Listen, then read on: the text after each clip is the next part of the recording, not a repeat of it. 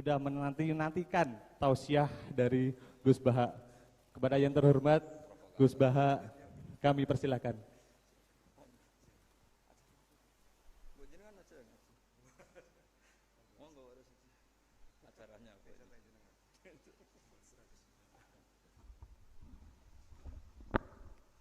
Assalamualaikum warahmatullahi wabarakatuh. Bismillahirrahmanirrahim. Rabbi shrah li sadri wa yassir li amri wahlul 'uqdatam min lisani yafqahu qawli. Allahumma shalli wa sallim wa barik ala habibika Mustafaka Muhammadin wa ala alihi washabihi asma'in. Nama ba'du.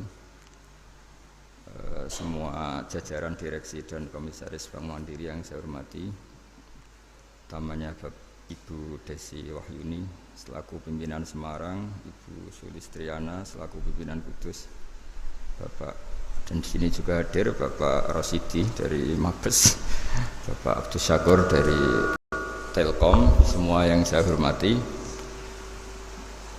Ini kalau mempersiapkan ngaji kitab Kasyifatus Sajah dikarang oleh Syekh Nawawi. Syekh Nawawi itu ulama top Indonesia yang hidup di Mekah, juga meninggal di Mekah.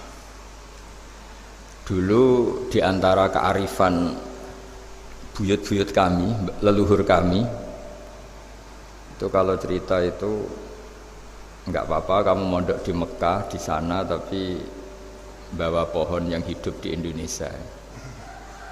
Jadi artinya membawa manhaj, metode dakwah yang bisa hidup di Indonesia. Ini penting kata Mbah Mun, karena wa ma arsalna min rasulin illa bilisani qaumi. Semua rasul diutus itu pasti sesuai kultur kaumnya. Saya punya sedikit cerita tentang kultur. Kultur itu nilai yang disepakati masyarakat, meskipun persepsi itu salah. Saya cerita sedikit tentang keunikan kultur. Nabi Yunus itu nabi. Di mana-mana nabi itu mengajak ke tauhid, ajaran yang benar. Dan dulu nabi itu nggak punya polisi, nggak punya densus, jadi nggak bisa nabi nyuruh yang nggak setuju tangkap, itu nggak bisa. Tapi punya Tuhan. Jadi kalau yang tidak percaya dakwahnya itu ancamannya azab. Dulu itu nggak ada polisi, nggak ada pengadilan, sehingga kalau ada kesalahan itu ancamannya itu akan turun apa? Azab, siksa itu. Sekarang kan kalau kita jadi pemimpin kan agak enak itu, punya keamanan, punya macam-macam lah. Singkat cerita, sudah dakwah sekian tahun itu umatnya nggak percaya kalau beliau seorang nabi, bahwa ajaran tauhid itu benar. Akhirnya cerita ini terkenal sekali, mungkin beberapa terputus ya, tapi terputus cerita ini saya ceritakan secara lengkap. Terus beliau cerita, ini waktu sudah lama saya dakwah, sudah lama saya sosialisasi itu tentang kebenaran, Anda tetap nggak iman ini 3 hari lagi pasti ada adab. 3 hari ada adab itu delalah masyarakatnya tuh kepikiran, jangan-jangan iya itu. Nah ketika jangan-jangan iya itu diintip, rumahnya Nabi Yunus itu diintip, ya agak aneh. Diintip delalah orangnya nggak ada itu. Kalau Quran bahasakan abaqo itu minggat itu pergi nggak pamit ya. Itu bahasanya abaqo itu minggat, meskipun kita tidak mungkin membahasakan Nabi itu minggat, tapi dibahasakan tindakan kan tidak mungkin karena nggak pamit itu. Jadi harus dibahasakan minggat itu. Quran sendiri bahasakan abaqo. Nah cara berpikir masyarakat gini, kalau kampung ini mau dibalik sama Allah, mau ada adab, logikanya yang tahu akan ada adab itu pasti sudah pergi. Padahal Nabi Yunus pergi ini bukan karena takut adab, mangkel. Nyai suwi gagal seminggat ya kan gitu. Jadi ada kiai minggat itu ya ada dalilnya, karena dulu itu kalau mangkel itu suami mangkel istri itu ya harus minggat, istri harus minggat. Dulu itu ya boleh, maksudnya boleh itu ya kalau darurat ya minggat sedikit lah, tidak apa-apa. Nabi Yunus itu minggat tadi abaqo itu. Abaqo itu kalau dalam bahasa Arab pergi gak pamit. Kalau orang Jawa bilang minggat. Kalau itu sebenarnya saking mangkelnya, saking emosinya, beliau akhirnya meninggalkan kaumnya tanpa pamit. Tapi kaumnya itu menjadi tahu bahwa ini serius Yunus. Buktinya dia agak berani di kampung. Berarti mau ada adab betul itu. Dan efek positif dari teori itu, teori kultur tadi. Kalau ada azab pasti dia pertama yang lari. Kayak dukun itu. Kenapa kita tidak percaya dukun nomor itu? Itu kan paling yang minta nomor dulu ada SDSB itu. Forecast itu kan paling salam template-nya kan 100.000. Padahal dulu forecast itu berapa? Kalau menang. Kan miliaran ya, juta. Itu untuk kultur kita agak percaya dukun kan ngapain ngumpulin uang 100.000. Kalau dia tahu nomornya kan mendingan tombok sendiri gitu. Itu kan. Jadi orang itu mesti punya teori umum untuk membenarkan sesuatu atau membohongkan itu. Akhirnya umatnya Nabi Yunus itu iman. Iman itu artinya percaya kalau ini tidak main-main. Buktinya Nabi Yunus gak berani di situ. Akhirnya mereka tobat. Saat itu juga mereka wiridan di lapangan. Terus semua kesalahannya diselesaikan. Sampai ada rumah yang sudah dibangun permanen karena di tanah tetangga. Dirobohkan saat itu juga. Bahkan ada batu yang dulu nyuri, satu dua batu yang dulu hasil nyuri, saat itu juga dirobohkan, dikembalikan sama yang punya. Hari itu semua kedoliman diselesaikan. Ini penting saya utarakan, jadi tobat itu tidak hanya istighfar. Kalau istighfar ribet, tobatnya orang punya utang terus istighfar gitu kan ribet. Kan ribet itu. Ada punya utang terus minta maaf itu kan ribet itu, harus diselesaikan itu. Tobat. Tobat diterima sama Allah. Batas akhir finish dari harusnya ada adab misalnya Senin, Selasa, Rebu, harusnya Rebu itu sudah kena adab. Ternyata Rebu itu tidak kena adab. Nabi Yunus sebetulnya juga penasaran kampungnya itu kena adab tidak. Dilihat dari jauh ternyata tidak. Tambah kecewa dia. Gitu. Wah ini saya kalau pulang pasti dibunuh karena saya dianggap pembohong. Di masyarakat situ ada aturan siapa yang bohong dibunuh. Padahal Nabi Yunus ngumumkan nanti Rebu ada azab. Kira-kira gitu lah. Ternyata Rebu itu tidak ada azab, makanya dia sudah di batas kampung kembali lagi, kembali minggat lagi karena nanti pulang pasti dibunuh karena dia dianggap bohong. Ya akhirnya masyhur itu. Terus dia ikut nelayan sekenanya, yang penting lari dari kampung. Ikut nelayan sekenanya.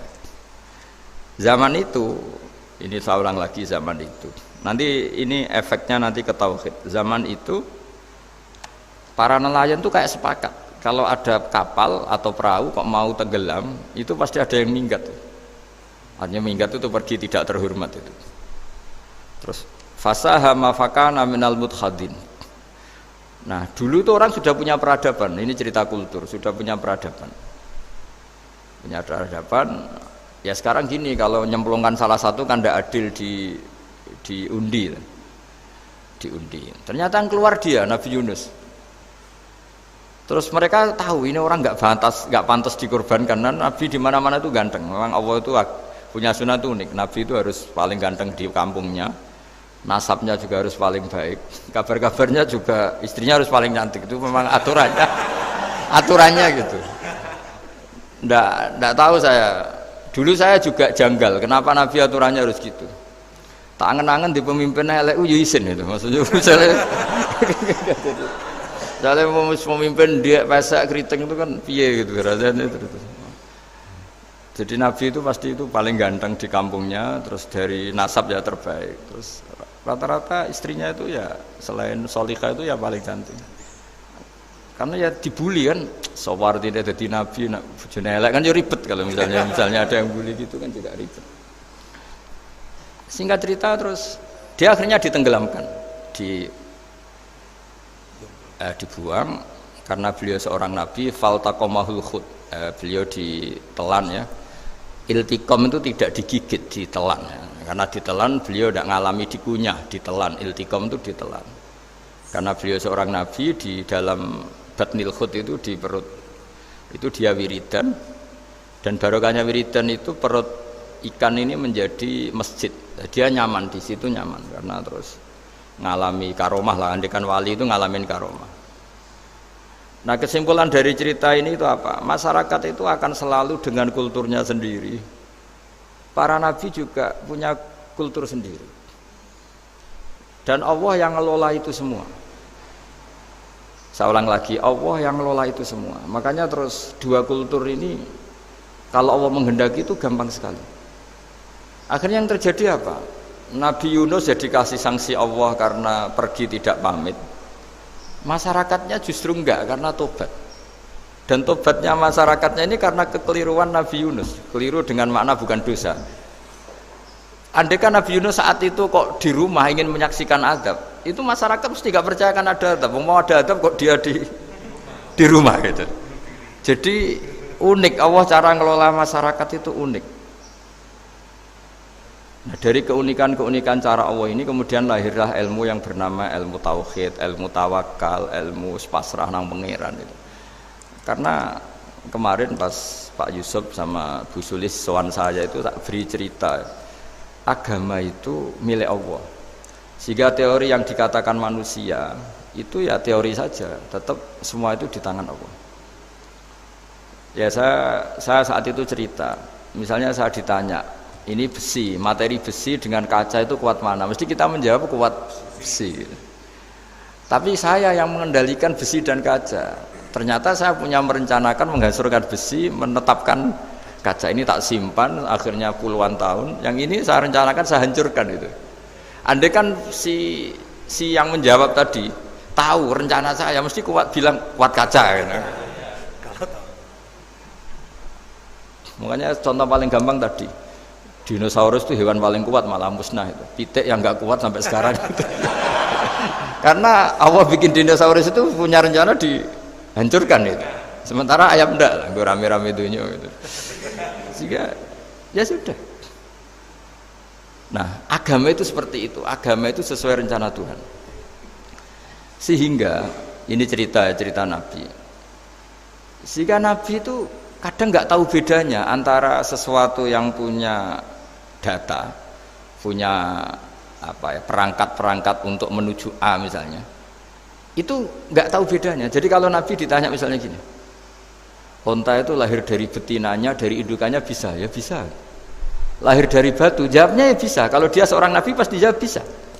Kalau Nabi loh ya, bukan direktur mandiri, Nabi itu mesti jawabnya bisa. Jadi kalau Nabi ditanya mata air itu keluar dari bumi kedalaman 7 meter, bisa.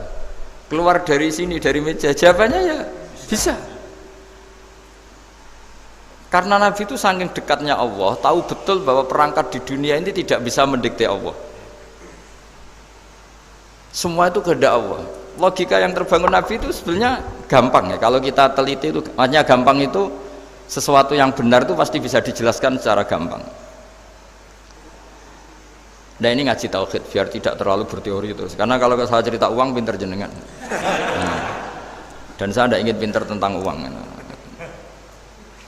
Tak beri contoh. Nah ini supaya nanti kalau sampean suatu saat meninggal ketemu mungkar nakir itu tahu cara menghadapi. Nanti tak warai tekniknya. Tak warai tekniknya. Bocorannya tadi. Makanya ada cerita agama ini baik sekali. Orang bocorkan ujian nasional itu kriminal, bisa ditangkap Pak Rosidi. Tapi agama ini pertanyaan mungkar nakir dibocorkan semua kiai, itu nggak ditangkap sama mungkar nakir. Harusnya kan rugi karena ini pertanyaan, tapi semua kiai kan sudah membocorkan. Nanti pertanyaannya di kuburan itu man rabbuka, Tuhanmu siapa, agamamu apa, itu kan sudah dibocorkan. Tapi itu nggak dianggap kriminal. Sementara kita sekolah SD, sekolah SMP bocorkan soal itu dianggap kriminal. Padahal kalau harusnya boleh. Maksudnya kalau menuruti teori itu harusnya boleh kan. Mau pertanyaan mungkar nakir saja dibocorkan kan. Ada dasarnya kan? Ya tapi kan tidak ada itu. Harusnya boleh. Tapi kan terus jadi nggak ujian kalau apa?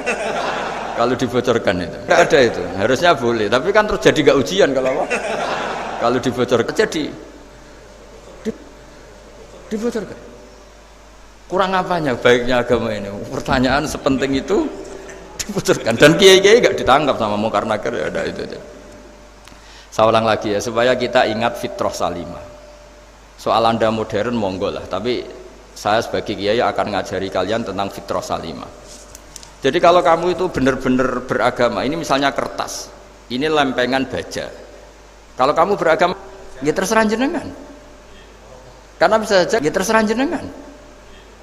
Karena bisa saja kertas ini arsip nasional. Baja ini tak niatkan, tak luluhkan, tak hancurkan. Sehingga kalau kita ngomong ya secara materi harus ditambah ya, secara materi kuat baja ya Allah. Tapi secara substansi jenengan ya terserah jenengan, monggo. Nah, di sini yang mulai orang lupa itu karena selalu menjawab pasti kuat baja.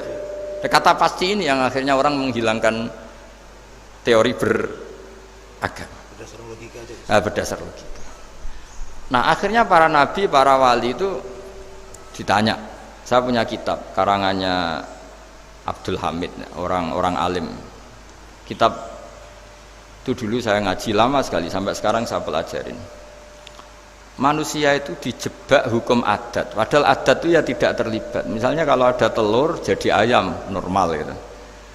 Ya tadi indukan unta melahirkan unta normal itu, indukan sapi melahirkan sapi normal. Tapi kalau para nabi itu bilang ya nggak normal, nggak normal artinya tetap ada kekuatan Tuhan. Indukan unta tahu apa tentang unta? Dia punya kekuatan apa? Bisa melahirkan unta, bisa menciptakan unta di perutnya, bisa ada jantungnya, ada paru-parunya, ada ususnya. Dia bisa apa? Di situ ada tangan Tuhan itu. Karena para nabi cara berpikir gitu, melihat tembok ya sama. Tembok sama indukan unta itu sama, sama-sama mungkin mengeluarkan unta. Sehingga ketika Nabi Soleh ditanya, bukti apa kekuasaan Tuhanmu? Apa bisa mengeluarkan unta dari batu besar ini? Jawabannya Nabi Soleh ya bisa, ya bisa. Dan mukjizatnya Nabi Soleh masyhur itu, keluarlah unta dari batu. Karena secara teori ya tadi, coba unta indukan itu apa seorang profesor, apa seorang ilmuwan sehingga bisa menciptakan anaknya itu. Apa dia terlibat dalam menciptakan jantungnya, paru-parunya, ususnya? Kan enggak juga. Telur bisa apa coba? Gobloknya bukan main telur itu kan. Tapi bisa mengeluarkan ayam, dia bisa apa? Nah, para nabi, para wali itu tahu semuanya itu kekuasaannya Allah. Nah, kalau karena kekuasaan Allah, bedanya apa dengan tembok? Makanya Nabi Muhammad ketika di padang pasir, semua sahabat bingung, nggak ada air, ya Nabi santai aja. Ini gimana Nabi nggak ada air, nanti orang mati kehausan. Nabi ya santai aja. Kamu ingin air katanya? Iya. Nabi nunjuk apa itu ya sudah, terus ada air. Ada yang keluar dari jemarinya, ada karena Nabi itu nggak tahu bedanya antara ini mungkin dan tidak mungkin, tuh nggak tahunya itu ya semuanya itu Allah. Kalau kamu kan nggak, wah daerah gini nggak mungkin ada air. Ini kan padang pasir. Air itu biasanya di daerah hutan gini malah berteori macam-macam. Seakan-akan tidak ada Tuhan. Jadi kalau orang nggak bakat wali pasti berpikirnya gitu. Makanya nggak wali-wali itu memang nggak bakat, karena itu kan artinya menafikan kekuasaannya Allah kan. Seakan-akan Allah tidak mampu bikin air di situ. Tapi kalau Nabi santai aja. Makanya Nabi Ibrahim ketika mau dibakar ya santai aja. Menurut beliau api bisa apa?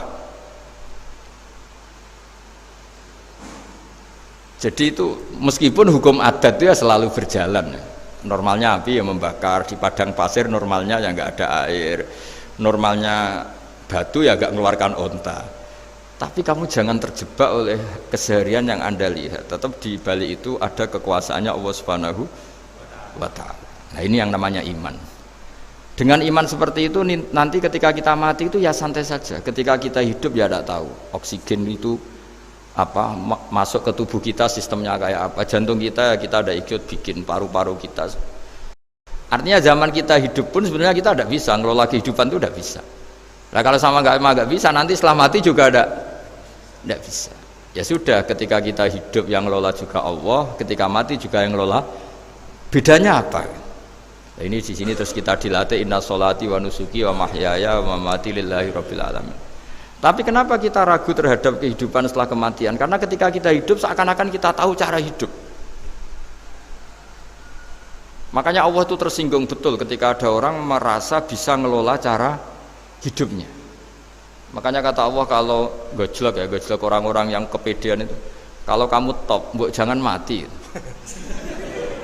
Itu Falaula in kuntum ghaira madinin tarji'unaha in kuntum shadiqin. Kalau kamu merasa top itu jangan mati. Di mana-mana mati itu tidak top. Falaula idza balaghatil hulqum wa antum khina idzin tanzurun. Mbok ketika nyawa kamu sudah sampai kerongkongan, kamu tarik lagi supaya kamu tidak mati. Mati itu tidak top. Katanya kamu top kok mati. Jangan mati. Kalau top itu jangan mati, jangan miskin, jangan tua, jangan jadi jelek. Pokoknya top terus gitu. Itu digojlok sama Allah. Tapi orang itu lupa bahwa ketika sehat begini kita seakan-akan ngelola kehidupan. Nah gara-gara merasa ngelola seakan-akan kalau mati lalu saya gimana ya kalau mati? Di kuburan ngapain? Terus kantornya gimana, kerjanya di mana? Ya tidak usah begitu. Nah ini di sini pentingnya tauhid. Orang dilatih berpikir al-khalqul awal. Afa'ayina bil khalqil awal. Kalau dalam bahasa Yasin disebut kul yuhyihal ladzi ansha'aha awwala marrah.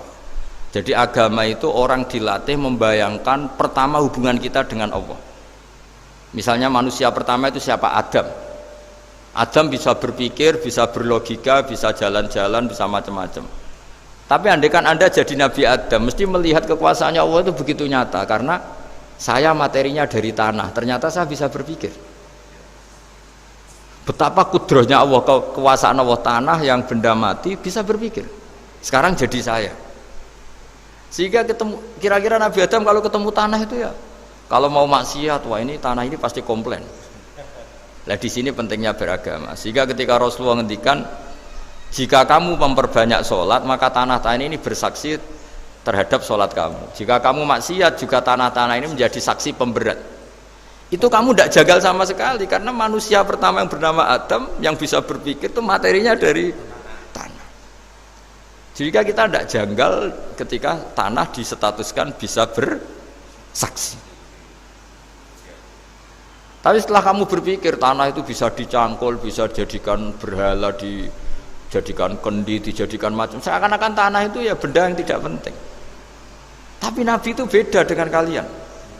Nabi tahu betul tanah ini makhluk Allah yang bisa berpikir. Sehingga Nabi ya ngetikan kalau kamu sholat sunat atau beribadah sebaiknya jangan di tempat yang sama, biar yang menyaksikan kamu sholat itu banyak. Kita mungkin kan masa bumi bisa bersaksi, tapi andaikan Anda Nabi Adam itu tidak akan janggal seperti itu, karena dia tahu materinya dari tanah dan ternyata jadi mata yang bisa melihat, jadi telinga yang bisa mendengar. Makanya Allah selalu mengingatkan, ingatlah al-khalqil awal, afayina bil khalqil awal. Karena khalqil awal ini yang menjadikan fitrah beragama yang baik. Sehingga ketika orang Yahudi bilang nggak mungkin Nabi Isa itu nggak anak zina, wong ibu kok tanpa bapak, anak kok hanya ada ibu tanpa bapak. Allah cara menjawab, inna masalah Isa indallahi kamatsali Adam. Jika kamu protes ada Isa karena tanpa bapak, ya protes dengan Nabi Adam, tanpa ibu tanpa bapak. Nah ini diingatkan al-khalqil awal. Makanya Yasin bilang kul yuhyihal ladzi ansha'aha awwala marrah. Awwala marrah itu kamu harus berpikir ketika hubungan kamu sendiri dengan Allah zaman sebelum ada semua. Jadi misalnya alam raya ini, bumi sebesar ini, masa suatu saat terus hilang, hancur, nggak berbekas. Ingat saja bumi ini mulai dulu ya nggak ada, diadakan oleh kekuatan besar yang super ada, yaitu Allah Subhanahu wa Ta'ala. Nah di sini kenapa faham-faham ateis itu hilang di dunia, meskipun ada itu karena saking mungkin kurang peradaban. Makanya guru-guru kita mulai zaman Nabi Adam sampai sekarang itu cara berpikir sederhana. Bumi ini kadung ada, di mana-mana sesuatu yang ada pasti disebabkan yang lebih ada. Kan nggak mungkin bumi yang ada kemudian penciptanya itu udah ada. Itu kan ngajak goblok bareng gitu kira-kira gitu. Sesuatu yang ada disebabkan oleh sesuatu yang tiada. Maka guru-guru kita ngajari pertama sifat Allah itu wujud, karena ini wujud super atau kausa prima, terus kiai bilang wajibil wujud. Wajibil wujud terjemahan bebasnya ya wujud super. Karena wujudnya Allah itu yang mempengaruhi ya semua alam raya ini, dia harus di depan. Masa yang menciptakan di belakang? Makanya terus disifati qadim. Qadim itu harus lebih dulu atau awal. Makanya ketika Fir'aun ngaku Tuhan itu cara membatalkan Nabi Musa itu sederhana. Kalau kamu Tuhan, berarti bapak kamu nggak ada Tuhan karena Tuhannya terlambat datang. Itu langsung, oh iya ya kalau, ya kan berarti babanya dia tanpa Tuhan kan Tuhannya baru kemarin, aktenya baru diurus, itu aktenya baru diurus itu Tuhannya. Makanya Fir'aun itu akhirnya Nabi Musa punya pengaruh besar di kalangan punggawa Fir'aun. Karena ketika debat terbuka itu punggawanya dengar. Akhirnya mereka iman sama Nabi Musa. Ini disebut wa qala rajulun mu'minun min ali fir'auna yaktumu imana. Banyak yang diam-diam ini iman karena logika Fir'aun jadi Tuhan itu nggak masuk akal. Yang benar adalah Tuhannya Nabi Musa.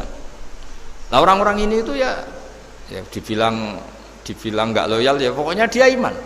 Dan dia juga yang ikut rapat. Besok Musa tangkap. Karena mereka sudah iman sama Musa terus sebelum eksekusi itu datang, ini datang ke Musa. Tadi malam saya ikut rapat, keputusannya Anda ditangkap mau dibunuh, jangan lari saja dulu kan. Jadi kan nggak bisa disebut pengkhianatan kan, ini orang baik. Jadi malamnya ikut rapat, besok Musa tangkap bunuh. Iya Nabi Musa paginya sebelum di itu, Musa saya nanti malam ikut rapat dan keputusannya Anda ditangkap dibunuh, kamu lari saja sekarang. Nah, kenapa iman? Karena logika yang dibangun Nabi Musa. Makanya ciri utama kebenaran itu bal naqdhifu bil haqqi 'alal batil fayadmaghuhu fa idza huwa zahid. Kebenaran sejati itu boleh diuji di mana saja. Dan Anda tidak usah khawatir kebenaran sejati itu kalah. Pasti menang. Kalau kebenaran itu kebenaran sejati pasti menang. Nah, di sini terus ada ulama-ulama kayak banyak lah termasuk di Indonesia kayak Pak Quraisy kayak yang nyaman saja anak-anaknya di luar negeri karena merasa kebenaran sejati itu tidak akan kalah. Sehingga ketika ada negara yang begitu maju, saya pernah ditanya sama orang yang kuliah di Inggris, di Swiss, Gus, saya ini kan orang Indonesia tapi pengagum negara Swiss, Swedia, negara di sana itu makmur, terus tertib. Bagaimana saya tetap mencintai Islam yang secara lahir itu kadang-kadang beberapa negara Islam itu kacau. Ada seorang mahasiswa tanya gitu. Dia tanya cara ingat Allah. Ya membela Islam kira-kira gitu. Terus saya berita, tak kasih tahu dia. Ketika Anda muji negara-negara itu makmur, sejahtera, itu sebetulnya tetap utang jasa terbesar itu sama Tuhan. Pejabat bisa apa ketika Allah misalnya nggak bikin air? Negara bisa apa misalnya ketika Allah itu nggak bikin oksigen? Tetap semua ketertiban itu karena kehendak Allah. Berarti utang jasa kamu di negara manapun tetap sama Allah, bukan pada yang lain. Bahwa ada hukum sosial manusia, oke lah, kedua, ketiga, dia harus terima. Hanya dia sadar. Nah masalahnya kita ketika di negara yang makmur gitu, pikiran kita, oh, presidennya hebat, menterinya hebat, tata sosialnya hebat. Oke, gak apa-apa, muji manusia itu gak apa-apa. Tapi tetap itu semua di bawah muji Allah Subhanahu wa Ta'ala. Ada air begini ciptaan Allah, ada oksigen sehat ciptaannya Allah, sehingga muji pertama itu kepada apa artinya kehebatan manusia ketika ada gempa besar, ada likuifaksi, ada macam-macam. Nah maksud saya ngaji di sini ingat Allah itu dengan cara seperti itu, sehingga ketika kita hidup di negara manapun ya utang jasa pertama pikiran kita sama Allah Subhanahu wa Ta'ala. Tapi kalau enggak, kamu terjebak hukum adat tadi, di mana-mana ayam itu yang mengeluarkan telur, telur mengeluarkan ayam, nggak bisa batu ini mengeluarkan ayam, keliru kamu. Ketika ayam mengeluarkan telur, memangnya ayam itu bisa? Apa dia berpikir sekolah dulu gimana ya cara punya telur? Kan ya tidak juga, tidak bergerak juga. Apa ketika mata kamu bisa melihat terus kamu merencanakan gimana ya mata supaya bisa melihat? Ya tahu-tahu sudah melihat. Nah, di sini disebut afa'ayina bil khalqil awwal ansa'aha awwalan marrah wa huwa alladhi yabda'ul khalqa tsumma yu'iduhu wa huwa ahwanu alaih. Allah selalu mengingatkan. Nah, iman yang baik itu iman yang seperti saya utarakan tadi. Kamu ingat kekuasaan Allah ketika belum ada apa-apa. Belum ada apa-apa ya Allah bikin manusia itu dari tanah, bikin ayam ya dari tanah, bikin sapi ya dari tanah. Bahkan semuanya dari ketiadaan. Nah, dengan iman seperti itu, nanti kalau kamu ngaji hadis, Nabi bisa mengeluarkan air dari apa? Dari jemarinya. Terus Nabi Ibrahim dibakar gak apa-apa. Nabi Soleh bisa mengeluarkan unta dari batu besar. Nabi Musa bisa menyibak laut hanya dengan tongkatnya. Itu semuanya kamu tidak jangka. Karena tadi ingat bahwa kekuasaan Allah itu tidak terbatas. Itu cara iman yang benar. Sehingga nanti ketika kita mati juga gitu. Ketika kita hidup ya tidak bisa ngatur jantung kita, paru-paru kita. Pasti sama lah. Setelah kita mati juga gak bisa ngatur. Yang hanya ngatur Allah Subhanahu wa ta'ala. Hidup kita dalam kendali Allah, mati kita dalam kendali Allah. Ya sudah, terus kita mati ya nyaman saja. Saking nyamannya itu orang-orang soleh kalau mati itu jarang berdoa. Bukan karena apa-apa. Kalau berdoa itu resikonya kan gini, mustajab ndak ya, dikabulkan ndak itu. Itu menjadikan setan punya peluang masuk, diganggu. Makanya ajarannya Nabi, mangkana akhiru kalamihi la ilaha illallah wa fi riwayatin Allah dakhalal jannah. Jadi kalau mau mati bersaksi saja, sudah ini enggak saatnya berdoa, saatnya bersaksi. Makanya hanya disuruh bilang Allah, Allah, Allah. Dan supaya ini menjadi akhir kalimat. Sehingga nanti keren lah. Ketika ketemu Allah, apa akhir kalimat kamu yang kamu lafadzkan Allah, Allah. Sehingga di kitab-kitab diterangkan, ketika orang tua kamu mau mati sudah bilang Allah, jangan tanya catatan hutang di mana ya, tabungannya di mana ya. Terakhir jawab mandiri terus mati lah. Gak boleh ditanya lagi.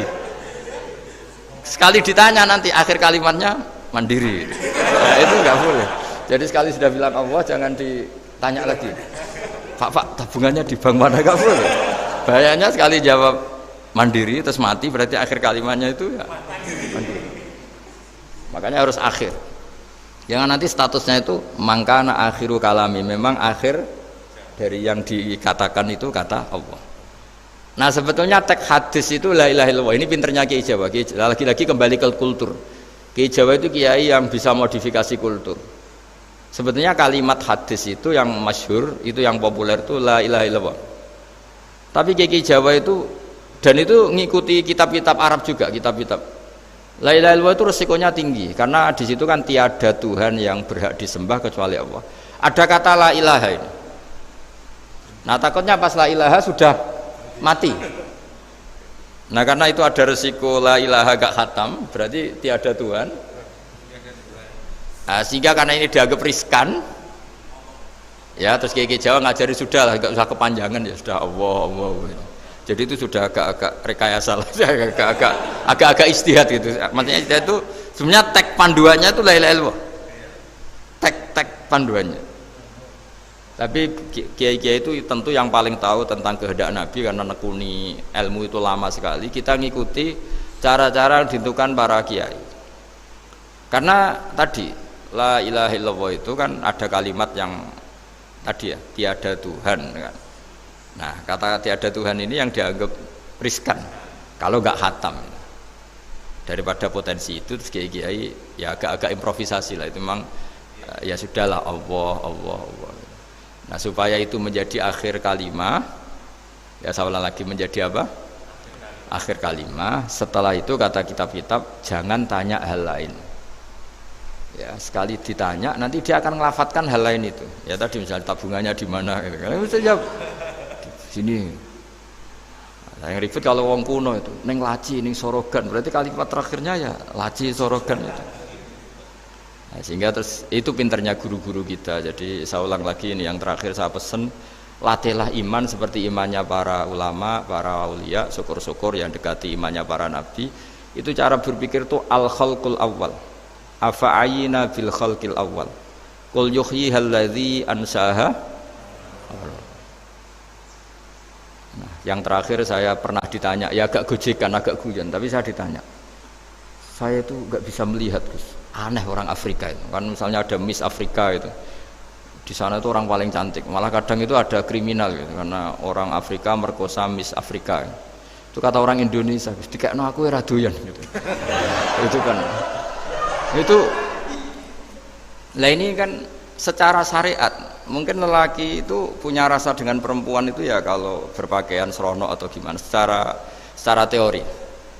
Tapi sebetulnya oke itu benar. Tapi sebetulnya ada ansaha awala bar. Orang Indonesia itu didesain gak suka orang Afrika. Orang Afrika ya didesain gak suka orang Indonesia. Sehingga orang-orang Afrika kalau melihat orang Indonesia yang paling cantik mungkin ya iskal. Wong cempeh kayak gampang gitu kok cantik. Mungkin perasaannya cowok-cowok Afrika ya gitu. Itu cantiknya di mana? Orang Indonesia kebalik kan, kalau cowok-cowok Indonesia ngelihat Miss Afrika itu cantiknya itu nangdi gitu. Kok sampai ada pemerkosaan tuh apa itu? Nah itu menunjukkan Allah yang maha kuasa. Allah itu mendesain gennya orang sana beda dengan kita. Ya itu bukti bahwa Allah itu nggak bisa. Ya sudah semuanya itu Allah yang mendesain. Itu bukti bahwa manusia itu bisa apa di depan orang kayak Afrika kok disuruh bilang cantik, kita kan protes. Cantiknya di mana? Mungkin orang sana juga protes ke kita. Orang Jawa cempeh itu kok cantiknya dia. Itu orang-orang Indonesia kalau melihat bule cantik itu kan ketemukan janggal. Orang-orang Jogja, bule wayune nang ndi gitu. Kulitnya gitu kan sama mereka juga bilang kita mungkinnya seperti itu. Itu namanya didesain ansyaha awal apa? Marrah. Sudah memang desainnya seperti itu. Nah di sini supaya kita ingat. Nah, ingat bahwa hati juga gitu. Ketika kita cinta istri itu janggal betul kalau terjadi konflik. Tapi kalau sedang konflik itu janggal betul terjadi perdamaian. Lagi mau ngangkel itu ya problem betul. Nah ini di sini pentingnya iman. Orang terus disuruh berdoa ya muqallibal qulub tsabit qalbi ala dini, karena kita tidak tahu cara berpikir. Ada perempuan cantik sering merengut, pecintanya ya banyak, dianggap pemikir serius. Tapi kalau baru gedeng namanya ya merengut, bukan pemikir. Orang senyum itu kita seneng gitu. Tapi kalau baru gak seneng, murahan guyu. Itu jadi manusia itu unik. Hanya sama, tapi cara nganalisis beda. Tinggal sedang seneng apa enggak. Lucu kan? Ada orang anteng di rumah, itu kalau lagi seneng ya, oh itu anteng, nggak banyak ngeluyur. Tapi baru nggak seneng, seneng ngomah, nganggur. Nah, itu kita tidak pernah tahu. Kita simpulkan apa itu tidak pernah tahu.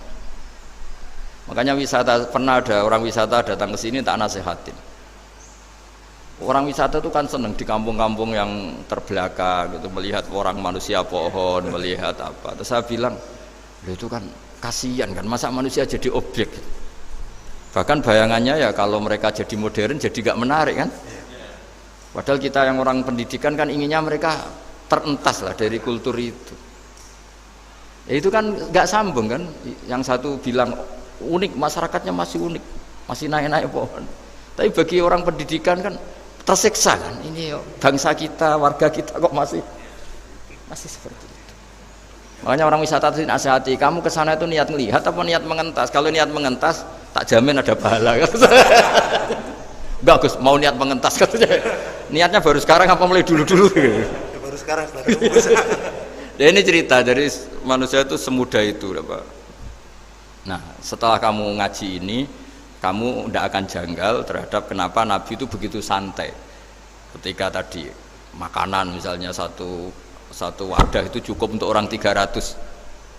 Sampai Jabir yang ngundang Nabi kan hanya kambing kecil, cukup orang 6, ternyata Nabi ngajak orang 300 lebih.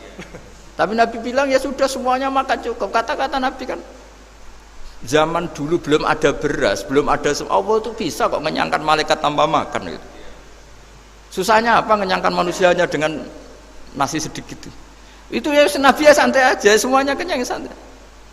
Ya ini itu iman-iman yang sudah benar-benar awal amarah, sudah Allah tidak harus terdikte oleh nasi. Kalau nasi sedikit harus cukup orang sedikit, kalau banyak harus orang banyak.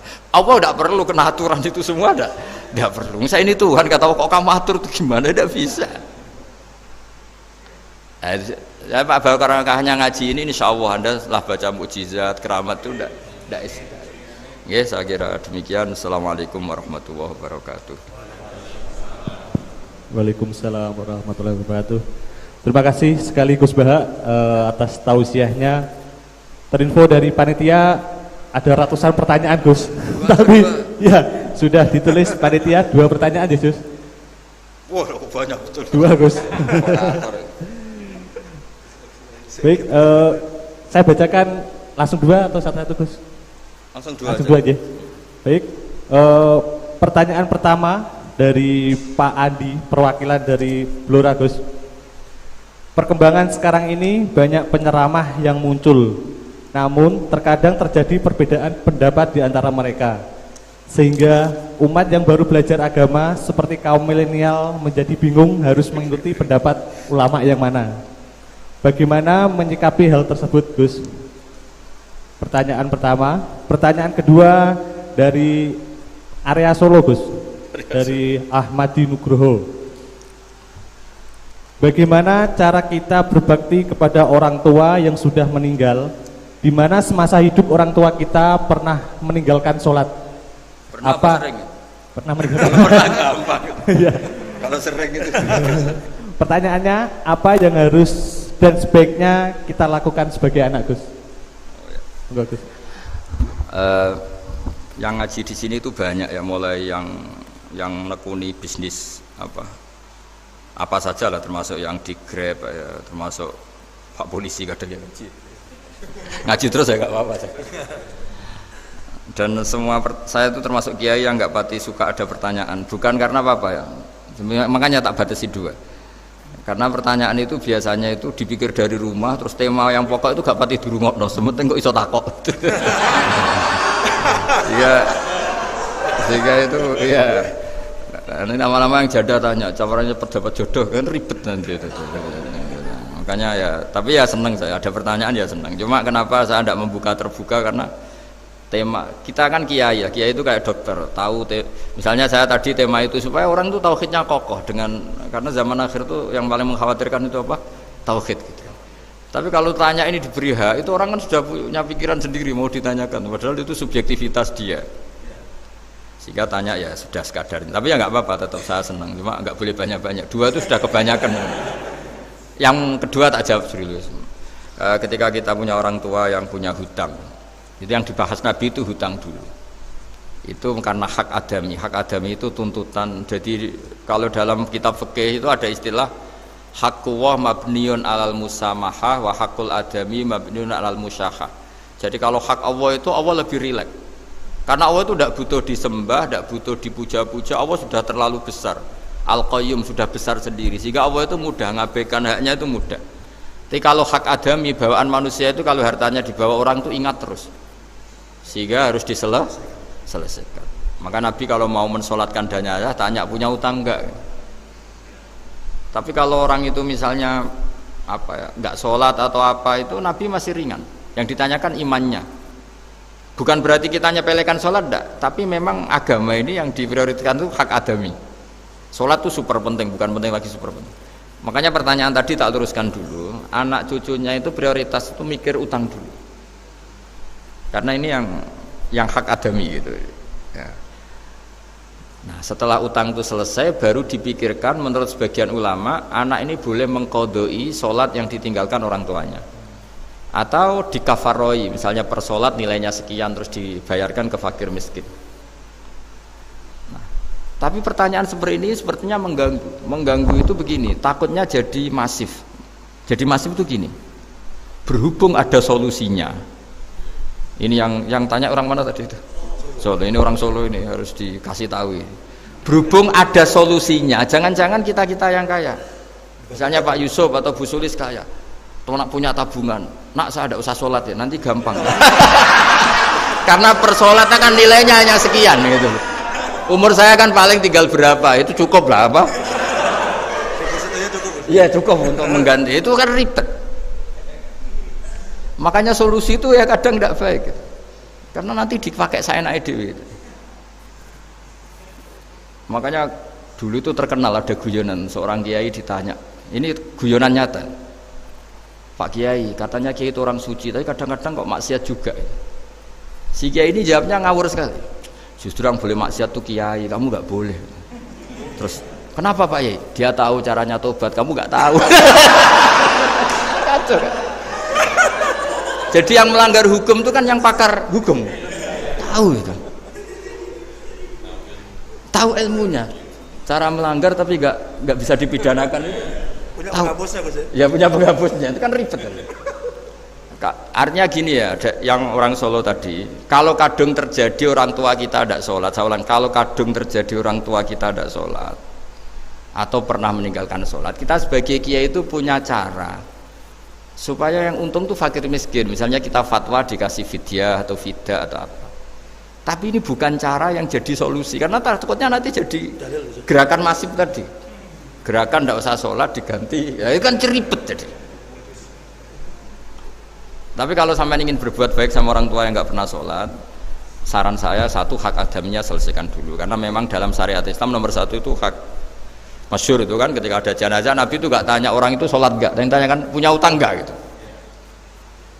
Sehingga kalau di kampung-kampung di mana-mana kalau ngelepas jenazah kan, kalau ada hak adami diambil alih keluarga supaya mayit ini ketemu Allah tanpa ada hak adami kan gitu, semuanya kan ya kan yang diselesaikan kan adami dulu, utang piutang itu tadi. Ya gitu ya, jadi tidak semua solusi itu baik karena takutnya tadi itu apa? Jadi gerakan tadi. Makanya kita jadi kiai sering bingung gitu karena mau nggak fatwa itu ada yang tanya, mau fatwa takutnya tadi. Misalnya kita kan paling umurnya tinggal berapa, dihitung saja per sholat, terus bilang ke anaknya, nak saya tidak usah sholat, nanti ini aja bayarkan, kan jadi ribet. Nah, yang pertanyaan pertama tadi tentang apa? Yang banyaknya ini penceramah. Menceramah. Itu agak provokatif. Beda itu ada dua, beda karena bodoh, itu memang harus kita tinggalkan. Yang beda karena bodoh. Ada beda karena rumus ilmu, itu harus kita hormati. Saya punya sekian bukti beda ya kalau karena bodoh tentu kita tinggalkan. Tapi kalau karena rumus ilmu yang beda, misalnya gini, saya kiai yang lama di kota, saya akan lama kerja di Jogja. Mungkin perasaannya orang kota itu kalau ketemu tetangga, misalnya saya kiai, udahlah kalau ketemu tetangga itu gak usah tanya. Ya kalau ketemu biasa aja, tidak usah tanya, tidak usah ramah, biasa aja. Itu mungkin bagus nasihat itu di kota, karena kalau di kota itu ketemu tonggo takok badhe tempundi mau kemana itu ganggu privasi. Sehingga bagian dari kebaikan baik sama tetangga ya jangan tanya, karena itu ganggu apa? Privasi. Tapi kalau di kampung dianggap sombong kan nggak tanya. Nah hal-hal seperti ini itu perbedaan karena ilmu. Memang di kota kulturnya seperti itu, di kampung seperti ini. Nah itu bukan perbedaan karena kondisi muqtadul hal, memang kondisinya berbeda. Ya kondisinya apa? Berbeda. Misalnya saya sebagai kiai kan bayangkan kiai itu suka lah ngaji ibadah. Terus kamu karena orang kota sukanya pizza, terus Gus kesini Gus ayo naik makan pizza bareng, kan saya malah terganggu. Kamu niatnya hormat tapi ganggu karena nah. Sehingga dulu sahabat, ini cerita sahabat, ada sahabat yang ditanya tabiin itu generasi setelah sahabat, sifli wajah Rasulillah, tolong jelaskan ke kami wajah Rasulillah Shallallahu Alaihi Wasallam. Ini sahabatnya nangis. Oh maaf sekali, saya tuh gak pernah melihat wajahnya Nabi meskipun saya berpuluh-puluh tahun jadi sahabat. Juga gak pernah sowan Nabi. Saya sering jamaah sama beliau. Ditanya kenapa? Saya itu sungkan. Beliau terlalu wibawa. Jadi bentuk penghormatan sahabat ini kepada Nabi justru gak berani melihat wajahnya. Dan bukti penghormatan pada Nabi dia gak pernah sowan. Nabi itu punya anak, punya istri, punya cucu. Kalau sowan tuh ganggu. Jika dia cara berpikir ya itu bentuk hormatnya. Ya itu ya sah saja dia cara berpikir ditakdir begitu. Tapi ada beberapa sahabat yang justru saking cintanya sering melihat wajah Nabi, sering sowan Nabi. Itu haknya dia cara berpikir begitu. Nah kira-kira seperti itu. Jadi perbedaan itu ada dua. Ada yang karena bodoh, itu tidak kita ikuti. Tapi ada perbedaan karena pengetahuan. Ya kalau karena pengetahuan harus kita ikuti karena memang itu ya itu kan urusan sudut pandang. Dulu ketika Mekah dikuasai Sayyidina Umar, setelah Fathu Mekah dan Umar sudah kuat betul, itu banyak sahabat yang dulunya orang Mekah itu sama Umar disuratin, cobalah kembali ke Mekah. Di Mekah itu kamu sholat di Masjid Haram sebagaimana 1000 sholat. Sekarang Mekah aman milik kamu, silahkan kembali ke Mekah. Tapi jawabnya sahabat tuh nggak mau. Paling di Mekah hanya dapat pahala 1000 sholat. Tapi kalau mengislamkan orang di daerah-daerah pedalaman itu dakbul ambiya.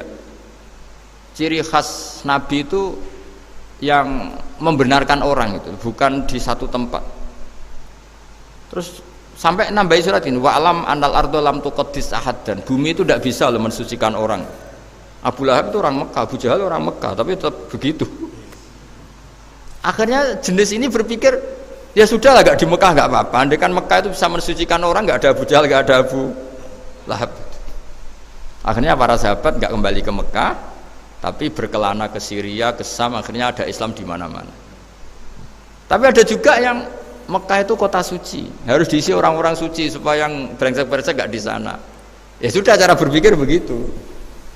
Nah ini cerita ya, jadi sudah kalau perbedaan karena ilmu, ya sudah memang karena ilmu. Nah itu nggak apa-apa. Nah kalau sampean tanya, lalu bedanya apa guys? Yang beda karena ilmu, karena ya lihat saja kalau dia orang pinter bacanya banyak, berarti bedanya karena ilmu. Tapi kalau nggak pinter kok berbeda, ya berarti karena nggak tahu. Ya kira-kira seperti itu. Baik, terima kasih sekali Gus Baha atas tausiah dan jawaban pertanyaan dari rekan-rekan semua. Alangkah lebih afdolnya Gus Baha ditutup dengan doa dari Gus Baha. Bismillahirrahmanirrahim. Nahmaduka ya ghafur ya syakur wa sholli wa sallim wa barik ala habibika Mustafa Muhammadin wa ala alihi wa sahbihi wa sallam ajmain. Allahumma ja'alna ya man ta'a ilaika ya man ta'a khalqaka ilaika wa mimman yafirru ya wa fi ibadika ilaika aminin mutmainnin ya Allah alladzina ya wala khaufun alaihim wa lahum yahzanun ij'alna ya aminin salimin mu'afin min kulli bala'in dunyal akhirah waj'al baldatan Indonesia afiatan ya minal balaya wal fitan. Allahumma ij'al a'malana khalisatan liwajhikal karim wa murabatan fika yu'la fiha kalimatukal ulya wa dzikrukal ulya innaka antan nasir fa ni'mal maula ni'man nasir. Ighfir lana zallatina wa khati'atina ya Allah. Rabbana la tu'akhidna in nasina wa akhtana. Rabbana la tahmil alaina isran kama hamaltahu 'alal ladzina min qablina. Rabbana la tuhammilna ma la taqata lana bihi wa'fu 'anna waghfir lana warhamna anta maulana fansurna 'alal qaumil kafirin. Rabbana atina fid dunya hasanah wa fil akhirati hasanah wa qina adzabannar. Sallallahu ala sayyidina Muhammad sahbihi wa baraka sallam. Subhana rabbika rabbil izzati amma yasifun. Salamun alal mursalin. Alhamdulillahi rabbil alamin. Alhamdulillahirabbil alamin. Sekali lagi kami terima kasih kepada Gus Baha atas ilmu yang sudah diberikan kepada kita semua.